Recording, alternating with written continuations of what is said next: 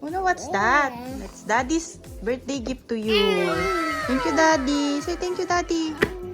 Wow. Mili po kami ng Huawei MatePad T10 Kids Edition for Uno.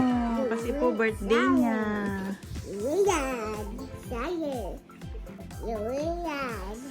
Saturn and Uranus?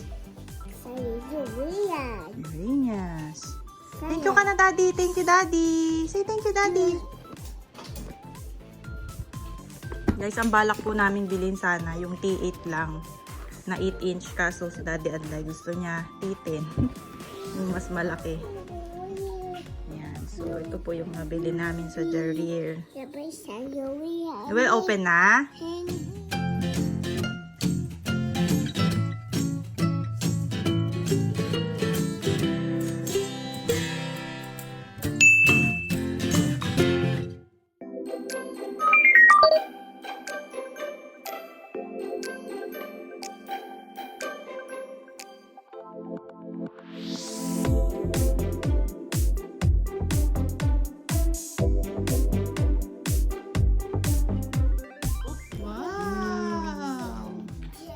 Happy birthday! Ang ganda!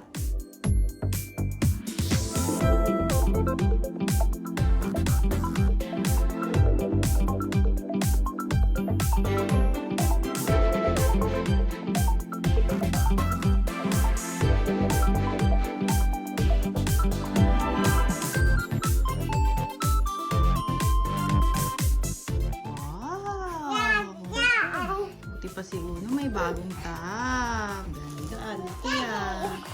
Ito po 10-inch siya, guys. 10-inch. Yung balak namin bilhin 8-inch lang sana. So, mas gusto ni Daddy malaki. Para di daw maduling si Uno. Happy yan?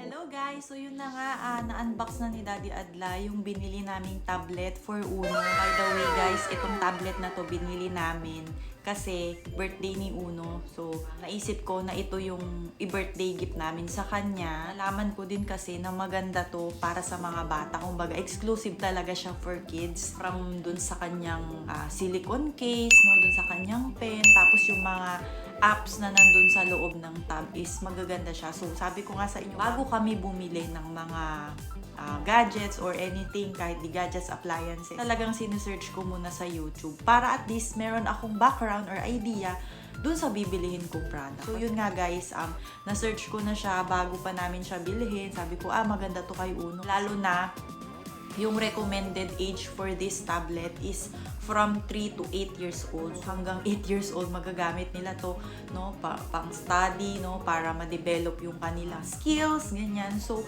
yun, maganda siya guys. Actually, kagabi, since na unbox na nga ni Daddy Adlay, talagang browse ko siya. Tapos, kailangan mo kasi mag-download ng mga applications. So, ang dami doon guys na pagpipilian para ma-entertain yung mga anak nyo or matuto yung mga anak. Guys, maganda talaga siya para sa bata. And sabi ko, sana nga makatulong ito para kay Uno mag-develop pa siya or kumbaga ma-develop yung kanyang mga nalalaman para sa ganun, talagang pagpasok niya ng school, makatulong sa kanya na meron na siyang mga alam, di ba? So yun guys, ipapakita ko sa inyo yung in-unbox namin. Syempre, since naka-unbox na nga, so wala na siyang box.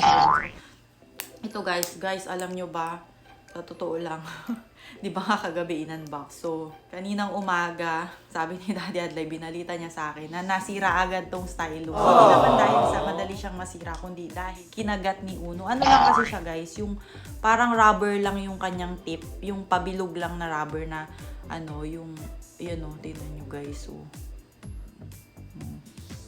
Yun, sabi ko, paano kaya pwede pa kayang maayos to or may nabibili pa kayang ganito? Kasi maganda din kasi to na dito sa tab. Kaso nga lang si Uno kasi minsan nanggigigil, kinakagat niya kung ano-ano. Kapag bigyan mo siya ng colored pencil, kinakagat niya. So ito, hindi nakaligtas guys. So yan.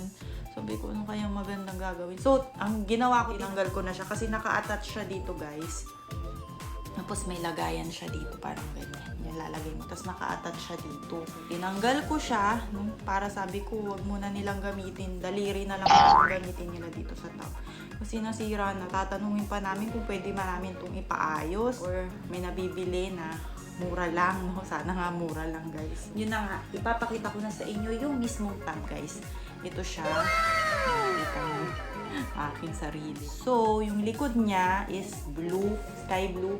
Tapos yung kanyang pinaka-stand is green or yellow green. Ayan. Unang-unang nagustuhan ko dito guys is yung kanyang silicone case. Kasi maganda yung color niya. Bright sa eyes na talagang yung mga bata is ano dito sa kanyang kulay. So, walang pang babaeng kulay. Lahat ng kanilang binibenta is ganito talaga, as in ganito. Gusto ko pa siya dahil dito, pwede siyang dalihin ng mga bata pag ganyan or tapos nag-a-act din siya as stand niya pag ganyan, depende sa iyo. So yun ang maganda dito. Nakitan talaga ako parang bag. Yan. Tapos guys, hindi ito dapat yung bibilihin namin kasi yung mga sinearch ko actually is 8 inches lang yung screen niya. Daddy Aday sabi niya nung pagpunta namin dun sa store, sa Jerir kasi namin to binili. Sabi niya, ang liit naman yan. Sabi niya, wag na tayong bumili, ang liit-liit. Baka masira lang daw yung mata ng mga bata kasi nga, maliit lang. Tapos, biglang sabi nung sales lady, meron daw 10 inch, mas malaki. Sabi niya, ay sige, yun na lang. Kaso, mas mahal nga lang. Kung yung 8 inch na gusto kong sanang bilihin for Uno is 599 SR, yung 10 inch is 799 SR. So, 200 ang difference niya. Pero sabi ni Daddy Ade, okay na yan. Mas malaki naman. Guys, nagustuhan ko rin pala to kasi naisip ko na pwede ko siyang gamitin. No? Hindi lang exclusive sa mga bata na, para sa kanila lang to. Hindi. Pwede ko siyang gamitin o hiramin kung may gusto akong i-search. Gusto ko mag-Zoom meeting dito. Hindi ko pa natatry, pero itatry ko. Pero meron na rin naman kasi akong sariling tab. Yung pa naisip namin. Kaya din kami bumili ng ganito kasi kapag ako nagtatap, tapos si Daddy nagtatap, tapos siguro na curious si Uno tsaka si Isa. So gusto din nila. Kaya sabi namin, at least mas maganda meron silang sarili. Yun nga lang guys, kailangan talaga ng supervision kasi syempre ayaw din naman nating mga parents na yun yung maging mundo nila, di ba? Yung tab. So ini-introduce natin sa kanila ang technology but then merong limit. So ito, ang maganda dito guys, unang-una sa lahat, meron siyang screen time. So, gusto mong iset yung tab. For example, marunong na talaga si Uno tsaka si Isa na gamitin itong tab. So, merong screen time. So, mamamatay siya. For example, 30 minutes lang, ganun. So, depende sa inyo kung paano nyo iseset yung screen time nung tab na to.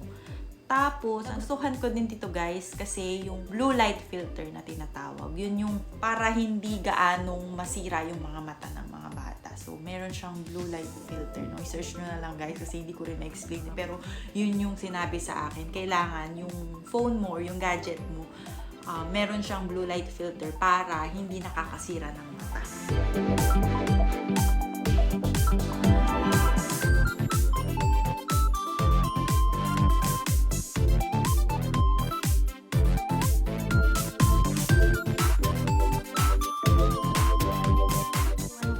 Features nito. Actually guys, di ko pa siya masyado na kasi kagabi nag-download lang ako ng mga apps nito para magamit ni Uno at ni Isa. Ayan. Alam nyo guys, sa totoo lang, mas nag-e-enjoy si Isa kaysa si Uno. Si Uno, favorite lang niya yung mga train, mga vehicle. Si Isa lahat favorite niya. So, ayan guys, so papakita ko sa inyo. Download ako ng mga, yung kahit offline ka, wala kang wifi, meron dyan yung mga songs and videos, lalo na si Uno at si Isa mahilig sa manood ng YouTube. Educational, ito yung matututo sila, may numbers, may ABC, may fruits, may shapes and everything. So yun, tapos meron yung vehicles, ito yung sinasabi ko sa inyo na merong may school bus, may train, may transportation, may heavy machine kasi si Uno medyo nahihilig siya lately sa mga transportation. So Yun pa lang yung nadadownload ko guys. Pero marami siyang pambatang mga apps. Kaya maganda siya guys. So, simple lang siya sa loob. Yan lang yung pinaka nandyan, no? Tsaka itong the rest, ito din-download ko na yan. So, yun lang. Maganda siya guys. Yung camera niya is malinaw naman. Diba? Tadaan! So, malinaw ba? Di ba ang linaw? Okay na, diba? Okay siya. Okay siyang tab na cheap siya, na maganda na. Ito, kahit mabagsak nila, it's protective with the silicone case. So, maganda siya. Sabi ko nga, very easy to handle. Kumbaga, ang ganda nung handle niya. Sabi ko nga, pwede itong gamitin, no? Or kapag lalabas kami. Actually nga, sabi ko sa inyo, gusto ko yung maliit lang. Kasi para at least handy siya, mas magaan. Pero ito kasi medyo mas mabigat. Pero maganda din kasi malaki yung screen niya. So, yun. Kung naisipan yung bilhan yung mga anak nyo, go for it. Basta nasa tamang age na sila. Sabi nga, 3 to 8 years old ang recommended nito. And also, syempre, may limitation. So, hindi all the time is nakatutok sila dito. So, kailangan meron din kayong supervision and may limit para sa inyong mga anak. Yun lang guys, yun lang yung aking masasabi sa tab na ito. Nagustuhan ko talaga siya. Magiging useful ito kay Uno and even kay Isa. Mura lang naman. So, why not, diba? Ibili mo yung anak mo. Sabi ko, i-guide ko din naman sila kapag ginagamit ito. Hindi ko sila hayaan na magtatab na. Siguro, may time. Hayaan ko sila. Tapos kapag, kumbaga, time's up na. So, yun, alam ko naman na makakatulong din ito sa kanila to learn more sa mga bagay-bagay. Kasi ako talaga, sobrang busy ko sa mga gawaing bahay. Minsan hindi ko na sila natuturuan. So, at least may tab na help them learn things, no? So, I'm happy and satisfied dito sa Huawei MatePad T10. Ayan. So, ayan ang kanyang itsura. Guys, bili na kayo. Bilhan nyo na yung mga anak nyo. Reward para sa kanila. Okay. And this is the stylus. Nakadikit yan dito. Kaso nga lang, nasira na yung agad-agad. Isang araw nasira na. So, yun lang guys. Yun lang yung aking masasabi sa tab na ito. Worth it siya. Kumbaga, hindi mo ipagkakait dito sa anak mo kasi meron tong advantage which is makakatulong sa kanila to learn new things. Kailangan lang ng guidance, supervision para hindi sila ma-addict talagang yung attached na sila dito sa tab. Kailangan lang din na turuan natin sila na limit yung paggamit nito. Actually, si Uno at si Isa naman, hindi naman pa sila ganun. Pero ewan ko lang pag lumaki na sila. So, I hope na may natutunan kayo sa video na ito. Aabangan ko kayo sa mga next videos namin guys ha. So, bye for now and see you on our next vlog.